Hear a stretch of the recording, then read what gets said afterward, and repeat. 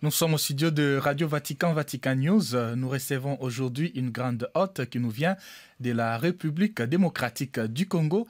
Elle vient de rencontrer sa sainteté le pape François. Avant toute chose, nous allons accorder la parole à notre hôte pour qu'elle puisse se présenter. Vous avez la parole. Merci beaucoup. Je me nomme Fifi Masuka Saini, Marie-Thérèse. C'est mon nom de baptême. Et je suis la gouverneure de la province du Lualaba, dans le sud de la RDC, avec comme chef-lieu la ville de Kolwezi, et on l'appelle aussi la capitale mondiale du cobalt. Voilà, vous êtes Madame Fifi Masuka, comme vous venez de le dire, gouverneur de la province du Lualaba, mais vous vous trouvez actuellement à Rome. Vous avez été reçu en audience par le pape François. Tout d'abord, quelles sont vos impressions après avoir rencontré le Saint-Père ? Pour une chrétienne que je suis, d'abord, je dirais c'est une grâce que mes pieds puissent fouler la terre sainte pour nous les catholiques. Une grâce qui me permet en ce moment de dire un grand merci à sa sainteté le pape qui a permis en peu de temps d'accepter de me recevoir en tant que chrétienne, en tant que cette fille qui a grandi dans la pauvreté, mais que Dieu a relevée. C'est une grâce pour toute ma famille, une grâce pour la province du Lualaba en particulier, et une grâce pour la République démocratique du Congo. Encore une fois, au nom de toute la population, j'ai dit merci pour ces temps qu'il a pu consacrer pour nous. Merci, vous êtes notamment réputée comme une laïque engagée dans l'Église et même dans la société, avec une grande dévotion à la Vierge Marie. Votre foi vous a conduit à construire notamment des grottes mariales. Vous avez participé à la réhabilitation de plusieurs églises également et de plusieurs autres structures de l'Église. Qu'est-ce qui motive autant votre foi à faire toutes ces actions ? C'est ma manière à moi de pouvoir dire merci. Merci à mon Dieu, le Dieu qui m'a sorti vraiment de la poussière pour faire de moi cette femme que je suis aujourd'hui. C'est ma façon pour moi de pouvoir aussi montrer à ceux qui ne croient pas, de croire que Dieu peut faire, que quand on a la foi, on peut même déplacer les montagnes. C'est la Bible qui dit, même avec une petite foi, vous pouvez faire beaucoup.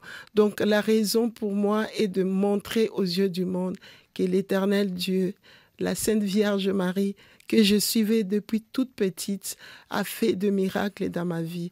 Comment dire merci? Ce n'est qu'avec le peu de moyens que j'ai pu avoir, c'est de construire de grottes, c'est réhabiliter les églises. Pourquoi pas en construire là où il n'y en avait pas, pour que ceux qui ne les connaissent pas puissent le connaître, ceux qui ne l'aiment pas puissent aimer Dieu de plus que moi. Voilà la raison de toutes ces réalisations. Et vous êtes également réputé pour vos actions à caractère caritatif, philanthropique et humanitaire. Ceux qui vous connaissent soulignent votre sensibilité envers les pauvres, les vulnérables, la promotion de la femme et l'éducation de la jeune fille. Et à ce sujet, quelle est votre motivation de fond? Tout d'abord, en tant que femme, je ne peux qu'être un exemple pour les autres jeunes filles, pour les petites filles, pour même toutes les femmes. Pourquoi pas? Aujourd'hui, je crois que la foi catholique, ma foi chrétienne, me pousse à faire mieux, à aller vers ceux qui n'en ont pas, parce que je viens de ceux qui n'en ont pas, à pouvoir aider ceux qui sont dans le besoin. C'est ça, même la doctrine de la foi catholique, c'est de venir en aide à ceux qui n'en ont pas. Il est possible d'aider même avec le peu qu'on a. Mais dans mon cas, aujourd'hui, l'Éternel a fait de moi cette gouverneure. J'ai la possibilité de pouvoir créer, de pouvoir construire, de pouvoir aider. Donc, je ne peux que faire ce que Dieu a fait pour moi. Je suis très sensible à ceux qui sont dans la vulnérabilité. Ces gens-là n'ont personne. Si chacun de nous peut faire quelque chose, je crois que nous pouvons changer le monde. Je crois que nous pouvons donner du sourire à ceux qui n'en ont pas. Les jeunes filles, dans les cas de ma province, le Lualaba, il y en a beaucoup qui sont dans les mines. Nous faisons ce que nous pouvons en tant qu'autorité pour les sortir dans les mines, mais beaucoup plus, je l'ai fait avec l'aide de certaines religieuses, de certaines fondations qui me permettent de pouvoir construire des orphelinats, construire les hospices de vieillards, construire les écoles afin que toutes ces jeunes filles puissent avoir une très bonne éducation et pourquoi pas demain, elles peuvent me remplacer. Vous avez parlé des jeunes filles qui sont dans des mines et dans les contextes actuels de votre pays, la République démocratique du Congo, comment pouvez-vous décrire la situation de la jeune fille et de la femme en général ? Il n'y a pas que les mines aujourd'hui, là où se trouvent les jeunes filles en République démocratique du Congo. Nous sommes sans ignorer que la République démocratique du Congo est attaquée. Notre pays est en guerre et nous connaissons qui aujourd'hui est derrière tous ceux qui sont en train de vouloir déstabiliser la République démocratique du Congo. Il y a des rebelles, il y a des pays que nous connaissons, nous tous. Nous savons que le Rwanda est derrière tout ça, mais nous pensons aussi à toutes ces jeunes filles qui fuient la guerre à longueur de journée, qui sont sur la route, violées, tuées. D'autres sont tuées parce que seulement par moment elles portent le chapelet, parce que par moment seulement elles citent les noms de Jésus-Christ. Donc toutes ces filles-là sont des filles aussi vulnérables et que nous prions pour ces filles-là. Nous allons aussi par moment vers ces enfants, ces jeunes filles qui sont en proie à la guerre. Mais aussi, il y a beaucoup de jeunes filles qui sont aussi violées dans les mines, non seulement les mines de Lualaba, mais les mines de partout dans le monde, mais spécialement en RDC. Raison pour laquelle nous nous mettons avec certaines ONG, avec certaines autorités pour pouvoir tant soit peu, retirer les enfants, retirer les jeunes filles dans les mines, leur donner les possibilités ou les opportunités de pouvoir changer de vie, pas seulement aller à l'université, mais par des formations qui leur donnent aussi le sens à la vie. Donc nous sommes derrière toutes ces filles et nous n'allons pas arrêter. Oui, vous n'allez pas arrêter et concernant surtout l'éducation, la promotion, qu'est-ce que le pays doit faire pour améliorer la situation de la jeune fille dans le Lualaba, mais aussi dans l'Est où il y a la guerre, mais également dans l'Ouest et dans le Nord, partout où, en tout cas, la situation de la jeune fille, de la femme est à déplorer? Nous encourageons tout d'abord tous ces projets qui sont en train de se faire tant soit peu. Nous pensons à ce grand projet de 145 territoires, les développements par la base. Nous avons vu quelques écoles qui ont été construites dans des conditions très difficiles à cause de nos routes qui sont dans des lieux beaucoup plus reculés. Mais nous saluons aussi aujourd'hui parce que hier, nous avons commencé ce grand projet de développement à la base des 145 territoires. Il y a eu des erreurs et ces erreurs sont en train d'être corrigées. Le gouvernement a pensé commencer par aujourd'hui à réhabiliter les routes pour pouvoir aller vers les centres les plus reculés, nos villages, pour construire les écoles. Non seulement au niveau de tout le gouvernement, mais nous avons aussi les gouvernements provinciaux. Notre gouvernement provincial dans le Lualaba construit aujourd'hui les écoles dans les fins fonds de Lualaba. Des grandes écoles, des petites écoles, les centres de santé, parce qu'on ne peut pas aussi aller à l'école si on est dans des conditions sanitaires qui ne sont pas bonnes. Donc, à nous, le gouvernement provincial du Lualaba, nous sommes dans les développements. Je crois qu'aujourd'hui, le grand village qui était hier la province du Lualaba, les territoires, avec l'avènement de 26 provinces, aujourd'hui nous avons une province qui est en plein développement, il y a des sous-sols très bien garnis par la bénédiction divine, mais que la population a été pauvre. Mais comme nous le disons, il faut commencer quelque part et nous avons commencé les développements de la province du Lualaba qui demain changera la vie de toute la population. C'est ça les débuts des développements. Quels sont les points marquants qui qui concerne ce développement de la province du Lualaba, que vous avez commencé, les structures que vous avez déjà mises en place, ce que vous avez déjà construit. Pouvez-vous nous donner quelques exemples? Nous avons commencé par les routes, parce que sans route, il n'y a pas le développement. Nous pensons qu'aujourd'hui, nous sommes allés à au-delà de 150 kilomètres en asphaltage.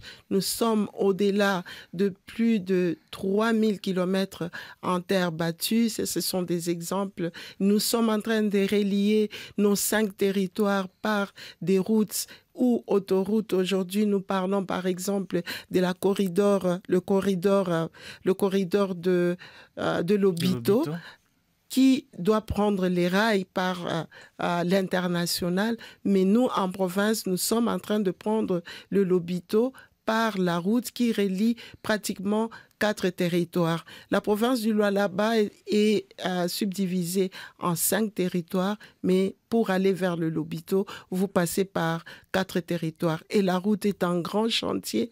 Quand vous arrivez au Lualaba, les chantiers se sont ouverts partout. L'aéroport international de Lualaba qui sera inauguré d'ici le mois de juin, qui aujourd'hui, si vous voulez venir demain, quand vous viendrez au Lualaba, vous n'avez pas à passer par Lubumbashi ou par Kinshasa. Il y aura des vols internationaux directs qui vont descendre sur la ville de Kolwezi.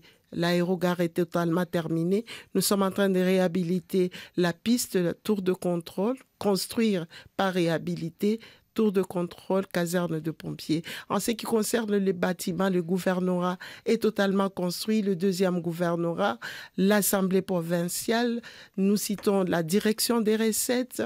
Nous avons pratiquement beaucoup de bureaux de l'administration qui sont en train d'être construits et même d'autres sont terminés. Nous passons sur le point de l'éducation. Dans tous les 5 territoires, nous sommes en train de terminer les constructions des écoles, grandes écoles, nous pouvons dire les grandes écoles modernes dans les territoires. Sans oublier l'université. L'université de Kolwezi est en train de s'habiller d'une nouvelle robe qui va accueillir plus de 3000 étudiants, hommes, cliniques universitaires, ainsi que les auditoires modernes sont en train d'être construits. Nous pensons, en fin de l'année, nous pouvons avoir notre université. Les chantiers dans la province du Lualaba sont à plus de 150 chantiers. Ils sont en train d'être terminés. Le premier lot va être inauguré au mois de février. Le deuxième lot sera inauguré au mois de juin.